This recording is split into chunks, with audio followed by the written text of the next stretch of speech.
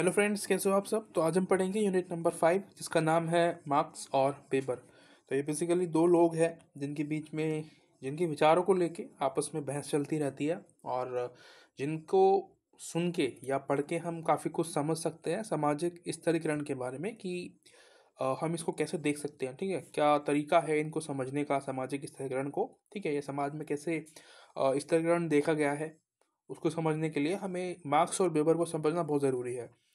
तो उसी को ध्यान में रखते हुए हम इस चैप्टर को पढ़ेंगे। उससे पहले थोड़ा बहुत एक छोटा सा इंट्रोडक्शन लिखा हुआ है यहाँ पे। तो ये जो रेड पेन से है हाईलाइटेड, ये कार्ल मार्क्स के बारे में है, और जो ग्रीन पेन से है ये मैक्स वेबर के बारे में आपको मिलेगा। ठीक है, हर जगह पे जो ग्रीन में होगा वो मैक्स वेबर के बारे में होगा, और जो रेड से है वो कार्ल मार्क्स के बारे में होगा। तो इससे आपको समझने में परेशानी नहीं होगी। सबसे पहले कार्ल मार्क्स जो है, इनका समय देख लो आप, 1818 और 1881। तो ये समय था इनका, और सबसे महान दार्शनिकों में इनकी गिनती आपको देखने को मिलती है। उनके विचारों ने लोगों, वर्गों और राष्ट्रों को प्रभावित किया। ठीक है, और ऐतिहासिक भौतिकवाद सिद्धांत जो है इनका बहुत बड़ा एक योगदान है समाज में। किसी भी समाज को स्टडी करने के लिए ऐतिहासिक भौतिकवाद का इस्तेमाल किया जाता है। बेसिकली ये एक मेथड है, ठीक है, जिसके द्वारा हम किसी भी समाज, जैसे कि हमारी कोई भी अ, व्यवस्था थी पहले, ठीक है, कोई भी सिविलाइजेशन थी जो पहले हमारे समाज में, मोहनजोदाड़ो वगैरह जो है, ये एग्जांपल के लिए। तो उनको स्टडी करने के लिए ये ऐतिहासिक भौतिकवाद जो है, ये एक बेस्ट मेथड माना जाता है, क्योंकि इसमें हम एविडेंस सर्च करते हैं उस समय में। जैसे कि हम अ, अपने जो अर्ली मैन्स थे, होमोसिपियंस वगैरह, उनके बारे में स्टडी करते हैं। तो हम क्या देखते हैं, उन्होंने जो साक्ष्य छोड़े हैं कि भाई जो गुफाएं जहाँ पे वो रहते थे, ठीक है, वहाँ पे उन्होंने जो है चित्र वगैरह बनाए हैं अपने, जो डेली बेसिस पे जो वो काम करते थे, शिकार करना, नाच गाना करना, ठीक है, और भी जो काम करते थे वो उन सबको उन्होंने वहाँ पे चित्रित किया है। ठीक है, एक कला के रूप में, एक तरीके से उनको पसंद था ये सब काम करना। ठीक है, या फिर कुछ एंटरटेनमेंट के तौर पे उन्होंने सब काम किया होगा। तो ये वो है, इन्होंने इसको एक जो है मेथड में कन्वर्ट किया कि भाई ये हम मेथड यूज़ करेंगे ताकि हम समाज को, जो इतिहास के समाज हैं, उनको स्टडी कर सके। क्योंकि आज के समाज को स्टडी करना तो आसान है, लेकिन जो चला गया उसको हम कैसे स्टडी करते हैं, सबूतों के द्वारा। ठीक है, जो एविडेंस छोड़े गए हैं उनके द्वारा, उनसे हम उनको स्टडी करते हैं। तो ये वही मेथड है उनको पढ़ स्टडी करने का। सामाजिक विकास को मार्क्स ने वर्ग द्वंद्व के परिप्रेक्ष्य में समझने का प्रयास किया है। तो सामाजिक विकास बेसिकली कह रहे हैं कि जब वर्ग द्वंद्व, बेसिकली ये क्या है, ये एक तरीके से डिबेट होती है। ठीक है, वर्ग द्वंद्व यानी कि दो विपक्षी पार्टियां सामने सामने आमने सामने बैठी होती है और एक दूसरे से बात करती हैं। बात नहीं, एक तरीके से लड़ाइयाँ जो आप देखते हो ना, डिबेट वगैरह जो होती है, वो वहाँ पे आपको देखने को मिलती है। डिबेट के तौर पे द्वंद्व होता है, एक दूसरे में वार्तालाप होती है, प्रश्न पूछे जाते हैं, सवाल के जवाब दिए जाते हैं। ठीक है, सॉरी, सवाल के जवाब दिए जाते हैं, हाँ। तो ये जो है वर्ग द्वंद के अंदर आता है। इसमें क्या है कि जब हम सवाल पूछना शुरू करते हैं ना, तर्कवादी होते हैं। ठीक है, हम तर्क देते हैं कोई भी चीज़ों को, कोई पूछता है हमसे तो हम नाराज़ ना होकर उसको सवाल का जवाब देते हैं, तो वो तर्कवादी होना होता है। तो ये जो विकास होता है ना समाज का, ये ऐसे ही होता है। जब हम तर्कवादी हो जाते हैं ना, जब हम किसी भी चीज़ को फैक्ट के रूप में देखते हैं, तो उसको हम तर्कवादी कहते हैं। तो ये जो आपने जो मेथड देख रहे हो ना आप, इन्होंने दिए हैं कार्ल मार्क्स ने। ठीक है, उसके अलावा ये भी मेथड है एक, राइट, मेथड है ये।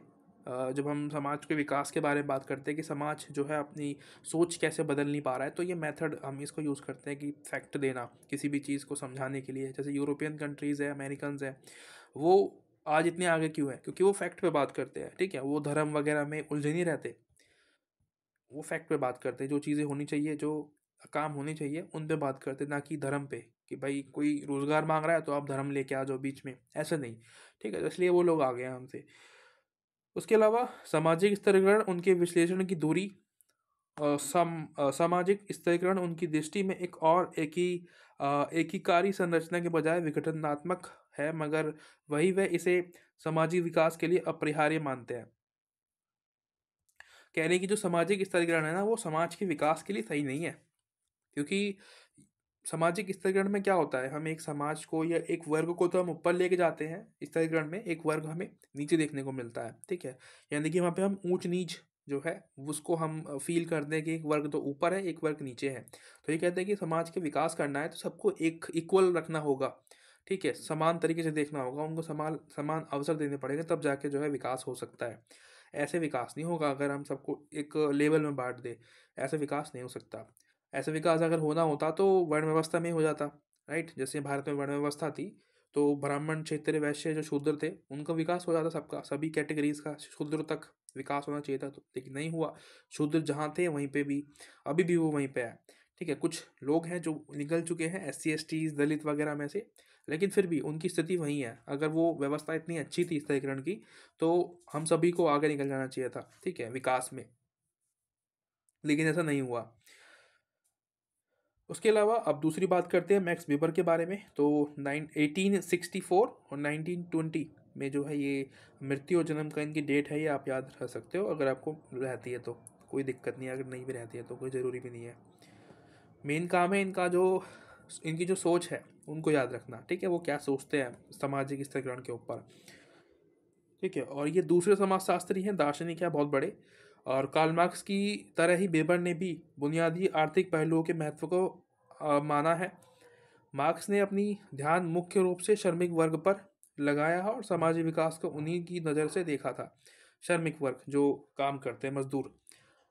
मगर मैक्स वेबर ने अपने दर्शन में सामाजिक विकास में संपत्ति संपन्न वर्गों की भूमिका का महत्व दिया। बेसिकली देखो, यहाँ पे आपको एक चीज़ समझनी है, जो कि ये वाले जो समाजशास्त्री है, वो जो कार्ल मार्क्स है वो गरीबों की साइड है ज़्यादा, ठीक है, गरीबों की साइड ज़्यादा रहते हैं। लेकिन ये जो कार्ल मार्क्स है, सॉरी, ये जो मैक्स वेबर हैं, ये अमीरों की साइड ज़्यादा रहते हैं, ठीक है। ये इसलिए इनको हम बुर्जुआ मार्क्स कहते हैं, ठीक है। बुर्जुआ वो लोग उन्हीं को बोलते हैं जो कि रिच पीपल्स होते हैं, ठीक है, पूंजीपति होते हैं, जो कि काम देते हैं लोगों को। लेकिन जो सर्वहारा वर्ग होता है वो गरीब, ठीक है, किसान जो काम करता है, मजदूरी करता है, किसी फैक्ट्री में काम करता है किसी मालिक के लिए, उसको हम सर्वहारा कहते हैं। और बुर्जुआ जो बिजनेसमैन होते हैं, जो बड़े बड़े व्यापारी होते हैं, उनको बोलते हैं। तो ये इनको एक कभी कभी चिढ़ाने के लिए बुर्जुआ मार्क्स कह देते हैं लोग, ठीक है। समाजशास्त्री जो है अन्य, वो ये इनको चिढ़ाने के लिए एक शब्द यूज़ कर देते हैं। तो ये रहा इनका इंट्रोडक्शन। अब बात करते हैं इनके विचारों की। सबसे पहले हम बात करेंगे सिर्फ मार्क्स की, ठीक है। यहाँ पे हम मैक्स वेबर नहीं लेके आएंगे, सिर्फ कार्ल मार्क्स की बात करेंगे। रेड पेन में जो लिखा हुआ है, जो रेड पेन में जो हाईलाइटेड है, उसी को देखेंगे। इतना ही काफ़ी है हमारे लिए इनको समझने के लिए। तो बेसिकली जो कार्ल मार्क्स है, मैंने आपको बताया था कि उन्होंने ऐतिहासिक भौतिकवाद का सिद्धांत दिया है, राइट, जिससे कि हमें इतिहास को समझने में बहुत हेल्प मिलती है। इन्होंने उसी को ध्यान में रखते हुए काफ़ी सारे जो मेथड है, ठीक है, जो विचार है, जो सिद्धांत है, वो विकसित किए हैं, जो भी हम अभी पढ़ने वाले हैं। कह रहे हैं कि उनके विचार में इतिहास का पहला प्रस्थान बिंदु मानव का अस्तित्व में होना था, ठीक है। यानी कि जब हमारी शुरुआत हुई, इंसानी की शुरुआत हुई, साम्यवादी समाज जब थे, जब अर्ली मैंस की शुरुआत हुई, उस समय ये जो है एक टारगेट लेके चलते, बिंदु जो है, फोकस बिंदु उनका वहीं से रहता है।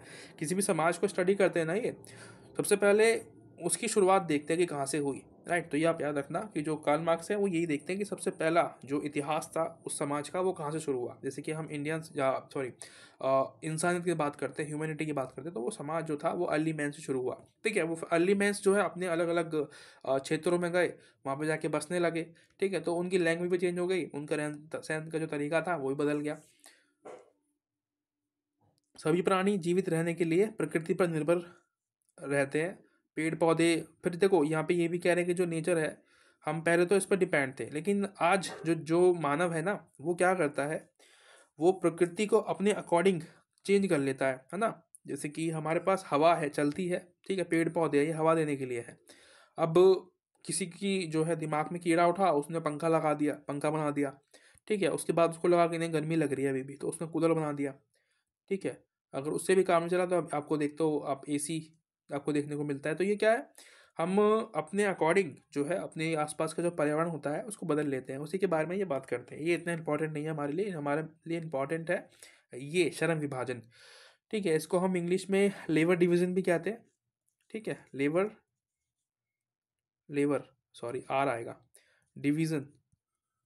लेबर डिवीजन में क्या होता है कि जो श्रम होता है उसका विभाजन करना। बेसिकली जैसे कि कोई फैक्ट्री है, उसमें एक जो लोग हैं, श्रमिक के जो काम कर रहे हैं, उनका सभी का काम अलग अलग होता है, ठीक है। कुछ लोग कुछ काम कर रहे हैं, कुछ लोग कोई और काम कर रहे हैं। या फिर एक एग्जाम्पल के लिए समाज को लेते हैं, ठीक है, भारत का समाज लेते हैं। तो यहाँ पे श्रम विभाजन कैसा है कि आप देखते हो अपने आसपास में कि डॉक्टर्स होते हैं, ठीक है, ये एक शर्म है, इसका काम अलग है, एक इंजीनियर है, इसका काम अलग है, ये सभी ज़रूरी होते हैं, ठीक है। इनको हम श्रम विभाजन कहते हैं कि भाई अलग अलग काम करने के लिए हमें अलग अलग स्पेशलिस्ट लोग चाहिए होते हैं ताकि वो उस काम को सही से सही ढंग से कर पाएँ, ठीक है। वैसे ही श्रमिकों की जरूरत भी पड़ती है, उन्हीं के बारे में ये बात करते हैं श्रम विभाजन के अंदर। श्रमिक जो एम्प्लॉयज़ होते हैं, छोटे कर्मी होते हैं, जो गरीब लोग होते हैं, उनकी ज़्यादा बात करते हैं। मैंने आपको बताया था अभी। कुछ लोगों ने भोजन उत्पन्न किए जो सभी के लिए भरण पोषण का विकास, ये मेन जो है मैंने आपको बता दिया कि वो श्रम विभाजन किसको कहते हैं, वही टॉपिक बार बार आ रहा है। उसके अलावा यहाँ पे इन्होंने दो चीज़ें आपको देखने को मिलेगी, शासक वर्ग और शासित वर्ग, ठीक है। शासक वर्ग यानी कि जो रिच लोग होते हैं, जो उद्योगपति है, उनको कह रहे हैं। और जो शासित वर्ग है वो है शोषित वर्ग, यानी कि जो श्रमिक है, एम्प्लॉयज़ है, ठीक है, जो अपने बॉस से रोज गाली खाता है, उसको हम शोषित कहते हैं। तो दो एक अवधारणा दी है कि भाई एक तो वर्ग ऐसा है जो कि राज करता सब पे, जो सब पे रोज रौब जमाता है, ठीक है, अपनी मन की करवाता है सबसे। एक वर्ग ऐसा है जो कि सहता है सब कुछ, ठीक है। तो इन्होंने इस तरीके से वर्गों को बताया है। समाज में जो स्तरीकरण है उसको एक्सप्लेन करने की कोशिश की है इसके द्वारा, कि एक एक वर्ग तो ऐसा है जो गरीब है, एक वर्ग ऐसा है जो कि बहुत ज़्यादा अमीर है। उसके अलावा वो सेम टॉपिक, वर्ग का तात्पर्य क्या है कि भाई दो वर्ग इन्होंने बताए हैं, वर्ग को दो तरीके से होता है, एक है शासक वर्ग, एक है शोषित वर्ग। मैंने आपको बता दिया अभी, तो इतना डिटेल में जाने की जरूरत है नहीं हमें, ठीक है। कुछ जो मेन टॉपिक्स होते हैं ना, जो ज़रूरी चीज़ें होती हैं वही पढ़नी होती है। पूरी बुक्स में से आप कुछ जो कंटेंट होता है ना वो निकालना होता है हमें चार्ट के, कि भाई यहाँ से जो है क्वेश्चन बनेंगे, या जो हमारा पढ़ने का एक कॉन्सेप्ट है वो यहाँ से क्लियर होगा। तो मेन काम है कॉन्सेप्ट क्लियरिटी का, ठीक है, वो ज़रूरी है, वही उसी की कोशिश करता हूँ मैं आपको कराने की। उसके अलावा वर्ग का विकास, की कैसे हम वर्ग का विकास कर सकते हैं, इन्होंने बताया है कि भाई लगभग इन्होंने क्या बोला है कि समाज में ना चार तरीके के वर्ग देखने को मिले थे। पहला समाज था साम्यवादी समाज, अर्ली मैंस वाला समय। दूसरा था प्राचीन समाज, यानी कि इसमें क्या था, जो दास आपको मिलते हैं ना, दास प्रथा जो चली थी, ठीक है, दासों को खरीदना बेचना, वो समय शुरू हुआ। सामंतवाद समय, यानी कि आर्ट्स जो है नई निकल के आए लोगों की, ठीक है, राजाओं का समय था ये। पूंजीवादी समाज, यानी कि जो अभी आप देखते हो अपने आसपास में, ये क्या है, ये बेसिकली ये कहते हैं कि डिमांड के अकॉर्डिंग ये जो समाज है ये बदलते रहते हैं, ठीक है। पहले के जो समाज थे, यानी कि जो अर्ली मैंस थे, ठीक है, उनको जरूरत नहीं थी इतनी सारी चीज़ों की, क्योंकि जनसंख्या कम थी, उनका काम चल रहा था, है ना, खाना खा लिया एक दिन का, शिकार किया, खाना खाया, चल गया, हो गया काम, ठीक है। मतलब कि ऐसा भी नहीं है कि भाई उनको बहुत ज़्यादा मतलब एयर कंडीशनर रूम चाहिए रहने के लिए, गुफाओं में रह रहे हैं मज़े में, कोई दिक्कत नहीं है, अपनी ज़िंदगी चल रही है, ये था। फिर बाद में थोड़े बदलाव आए, ठीक है, जो औज़ार उन्होंने यूज़ किए शिकार करने के लिए, उनमें और बदलाव किए गए। तो इससे क्या हुआ, एक नए युग की शुरुआत हुई, जिसको हमने बोला दास प्रथा, ठीक है। यानी कि एक आर्ट की शुरुआत हुई, ज़रूरत जब महसूस हुई कि भाई नहीं, जो औज़ार है उनको और अच्छा होना चाहिए ताकि हम और भी अच्छे काम कर सकें उससे। तो एक नए युग की शुरुआत हुई जनसंख्या के आधार पे, ठीक है। सब कुछ डिपेंड करता है पॉपुलेशन पे, ये आप याद रखना, ठीक है। जैसे ही पॉपुलेशन बढ़ती है, चीज़ों की डिमांड बढ़ती है, ठीक है, चीज़ों की डिमांड बढ़ती है तो उनको पूरा करना पड़ता है। पूरा करने के लिए हमें जो संसाधन होते हैं, हमारे नेचुरल रिसोर्सेज होते हैं, उनका प्रयोग करना पड़ता है, अत्यधिक उपयोग करना पड़ता है, जिसकी वजह से आज आप ग्लोबल वार्मिंग भी फेस कर रहे हैं हम लोग, ठीक है। जो आज बहुत ज़्यादा गर्मी आपको देखने को मिलती है, इसके कारण यही है। अब हम बात करते हैं उनकी तो बारे में बात कर ली हमने, कार्ल मार्क्स के बारे में। अब बात करते हैं मैक्स वेबर के बारे में, ठीक है। वेबर क्या कह रहे हैं टॉपिक्स के ऊपर, सामाजिक स्थिरीकरण के ऊपर, ये जो मैक्स वेबर है ये क्या अपने तथ्य रखते हैं। मैंने आपको बताया था कि दूसरे समाजशास्त्री हैं, ठीक है, और ये अमीर वर्गों का सपोर्ट ज़्यादा करते हैं, उनके सपोर्ट में ज़्यादा रहते हैं। इनका मानना है कि पूंजीवाद होना चाहिए समाज में, ठीक है, ताकि काम चल सके, ठीक है, क्योंकि ज़रूरी भी है ये पूंजीवाद, जॉब लोगों को दे सके, एक जो स्तर है लोगों का गरीबी से उनको ऊपर उठा सके, ठीक है, एक स्तर लेवल तक लेके आ सके लोगों को, ताकि वो गरीब ना रहे, ठीक है, भूखे पेट ना रहे, इसको भी ये सपोर्ट करते हैं। यहाँ पे पढ़ते हैं, ये मैंने आपको बता दिया वैसे, अभी जो टॉपिक्स हैं ये वाले, वे समाज के मार्क्सवादी सिद्धांत के सबसे शक्तिशाली विकल्प के जनक माने जाते हैं। और मार्क्स की तरह बेबर का भी मानना था कि वर्ग ही समाज में स्थिरीकरण का बुनियादी रूप है। उन्होंने वर्ग की व्याख्या मार्क्सवादी कसौटी मुख्य संपत्ति के स्वामित्व के रूप में की। तो ये जो है बकवास है इनके, या पढ़ लेना, मैंने हाईलाइट करके दिखा दिया आपको। जो मेन टॉपिक है वो यहाँ से शुरू होता है हमारा, ठीक है। तो बेसिकली जो एक आपको दिख रहा है यहाँ पे कि जीवन अवसर, यहाँ पे ये जीवन अवसर की बात करते हैं। कह रहे हैं कि दो तरीके के जीवन अवसर आपको देखने को मिलते हैं। एक तो है गरीबी, ठीक है, गरीबी या गरीब। दूसरा है अमीर। कह रहे कि जब एक गरीब घर में जब बच्चा पैदा होता है, उसकी जो देखभाल होती है, उसका जो, उसको जब हम बड़ा करते हैं, ठीक है, उसके जो संस्कार होते हैं वो अलग होते हैं। अमीर व्यक्ति, जो अमीर बच्चा होता है जब किसी अमीर घर में पैदा होता है, तो उसके संस्कार होते हैं, उसके जो देखभाल होती है वो कुछ अलग तरीके से होती है। तो दोनों में बदलाव देखने को मिलते हैं। इसके पास बहुत से मतलब कि इसके पास फ्रीडम है, ये कुछ भी कर सकता है। गरीब व्यक्ति, जो गरीब घर में पैदा हुआ है जो बच्चा, उसके पास बहुत फ्रीडम है। लेकिन जो अमीर घर में पैदा हुआ है, उसको कुछ करने की ज़रूरत ही नहीं है, राइट।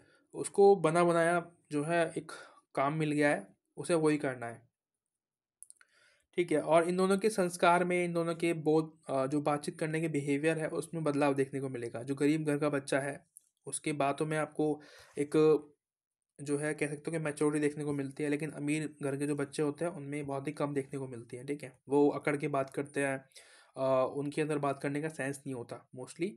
ऐसा हम जो है धारणा बना के रखते हैं। जो ये यहाँ पे लिखा हुआ है सेम वही बता रहा हूँ मैं आपको। उसके बाद यहाँ पे क्या कह रहे हैं कि जो कुछ वर्ग होते हैं उनको एक्सप्लेन करने की यहाँ पे मैक्स वेबर ने कोशिश की है। कह रहे हैं कि अपनी इस परिभाषा के आधार पे मैक्स वेबर ने पूंजीवाद समाज को 4 वर्णों में बांटा है, ठीक है। पूंजीवाद को, किसको, अभी जो समय चल रहा है इसको 4 तरीके से इन्होंने समझाने की कोशिश की है। कह रहे हैं कि पहला है उच्च वर्ग, जो कि सबसे टॉप पे होता है, इसको हम पूंजीपति कहते हैं, पैसे वाले, अडानी अंबानी टाटा, इन सबको। दूसरे होते हैं सफ़ेद पोशाक, यानी कि वाइट कलर, इनको इंग्लिश में वाइट कॉलर वर्कर्स कहते हैं। ये क्या काम करते हैं, बेसिकली प्रबंधक करते हैं, प्रोफेसर वगैरह, जो अच्छे अच्छे काम जो लगे होते हैं, काम में लगे होते हैं, उनको वाइट कॉलर या सफ़ेद पोशाक श्रमिक कहते हैं। तीसरे नंबर पे आते हैं तटपूंजिया, जो छोटे मोटे काम करते हैं, या व्यापारी, दुकानदार, इनको बोलते हैं। और सबसे लास्ट में आते हैं श्रमिक वर्ग, ठीक है, शारीरिक श्रमिक, जो अपनी शरीर के आधार पे वो काम करते हैं, जैसे कि किसानी करना, ठीक है। और किसी के घर पे जो काम चलता है, कंस्ट्रक्शन के अंदर काम चलता है, वो काम करना, मजदूरी करना, बेसिकली ये वो वाला काम करते हैं। तो इन्होंने जो है समाज को, या पूंजीवादी समाज को 4 रूपों में बांटने की कोशिश की है। ये अभी वर्तमान की बात करते हैं, ना कि इतिहास की। जो कार्ल मार्क्स है वो इतिहास को लेके चलते हैं, यानी कि शुरुआत से कैसे जो समाज था वो बदला, अब आया, ठीक है। साम्यवाद, फिर दास प्रथा, फिर जो है एक सामंतवाद समाज आया, उसके बाद पूंजीवाद आया। तो वो एक हिस्ट्री को लेके चलते हैं साथ में। लेकिन ये जो है मैक्स वेबर, ये आज की बात करते हैं, वर्तमान की बात करते हैं, पूंजीवाद समाज की बात करते हैं, ठीक है। ये इतिहास को नहीं देखते। तो ये रहा इन दोनों के बीच में एक कंपैरिजन। मतलब कंपैरिजन क्या, इन दोनों के विचार, और यहाँ पे आप इन दोनों का कंपैरिजन खुद करना, ठीक है। ये जो टॉपिक्स थे मैंने आपको समझा दिए हैं। अब आप जो है ये समझ पाओगे आसानी से कि इन दोनों के बीच में हम कैसे कंपैरिजन कर सकते हैं। बाकी चैप्टर यहीं तक था। आशा करता हूँ कि आपको पसंद आया होगा, कुछ ना कुछ सीखने को मिला होगा। और सपोर्ट करने के लिए जो है आप जो करते हो, लाइक, सब्सक्राइब, कमेंट कर सकते हैं, क्योंकि मुझे अच्छा लगता है, ठीक है। आपका एक सपोर्ट मुझे बहुत मोटिवेट करता है, और हार्ड वर्क करने के लिए आप लोगों के लिए। तो मिलते हैं अगली वीडियो में, तब तक के लिए thank you so much, bye bye.